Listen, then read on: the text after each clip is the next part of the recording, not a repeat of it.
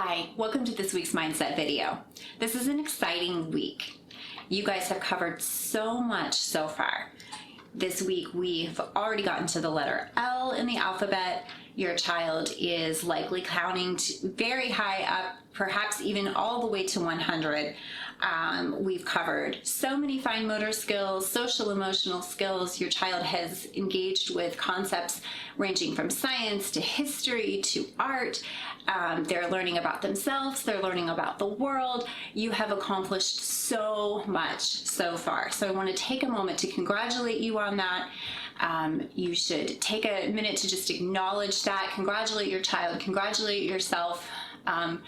Give yourself a pat on the back. It's not easy, but you have come so far and done so much. It's a good time to look back and reflect on that and see how much you have done in a short amount of time, no matter where you're at with the objectives, whether you are right on track for this point or whether you need to take a little bit of additional time with some of them.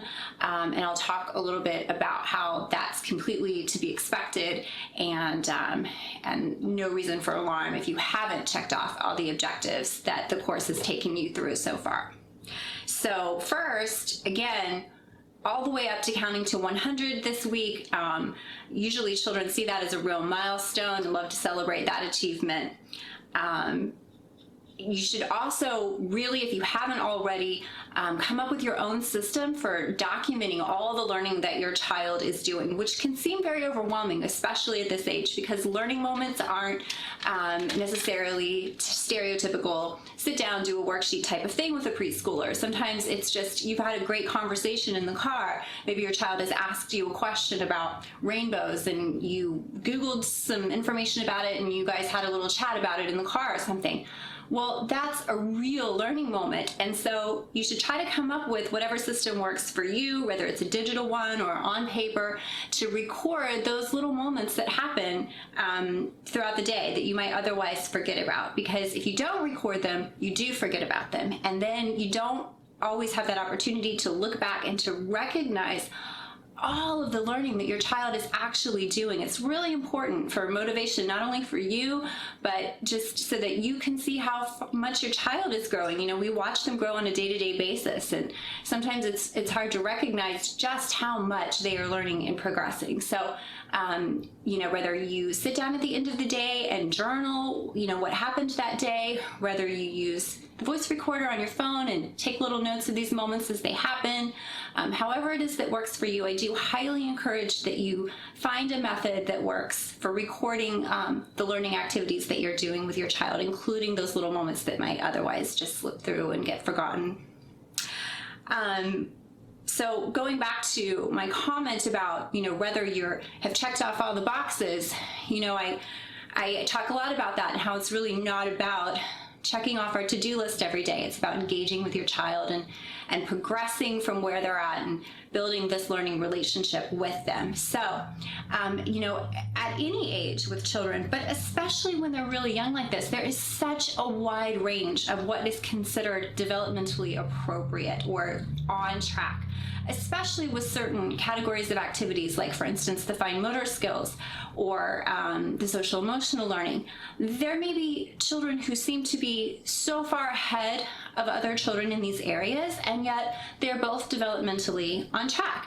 So I just want you to, you know, think on that a moment, acknowledge that, and to just check in with yourself and make sure that you're not necessarily comparing your child to any other child, whether it's your friend's child, your other children, the child you were at that age, or even your own sort of expectations for where your child would be at. And just to have a little moment to reset and to recognize that they just need to be met where they're at. It doesn't matter if they're not counting to 100 yet, or if they haven't mastered all of the letter sounds. The point is to really get to know your child, to get to know where they are in the learning process, and to go and meet them exactly where they're at and help them to progress from that point, because it ultimately doesn't matter very much, you know, if they don't check off all the boxes. It's okay, well, where are they actually at, and how do I help them get to the next step?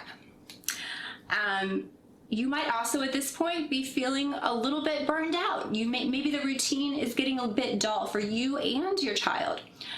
So don't hesitate to switch that up. Sometimes, no matter how well my schedule or my routine works, I just get tired of it. And my children do too. And sometimes it's just a matter of reshuffling that schedule and changing some things to really freshen your mindset about your day. So, if things are getting a little bit tedious, if you're getting a little bit of resistance to some of the learning activities, you might consider a schedule change or even taking a break completely for a week or two. This is about almost midway through the course, so it's a good time to pause and take a breather if you need to. Maybe you've been letting some other tasks that you have go to the wayside because you've been spending some more time with learning activities with your child. Maybe you need to take a break of a week or so to catch up on those things and to just feel refreshed, or to let your child feel refreshed. And so this is a wonderful time to pause if you need to, and just to assess that. You'll probably come back from that stronger than ever and better than ever and ready to blaze forward. And your child probably will as well. So consider taking a little break, about this time if that works for you. And I think that's about it for this week. I hope that you enjoy the learning objectives we have planned. Again, if your child has reached that milestone of counting to 100, maybe consider a little celebration for them. It could be as simple as a cookie, or just calling grandma to tell them about the accomplishment. It's a wonderful thing to celebrate, and usually a big deal in a small child's eyes. So congratulations for everything you've done so far, no matter where you're at, and we'll see you next week.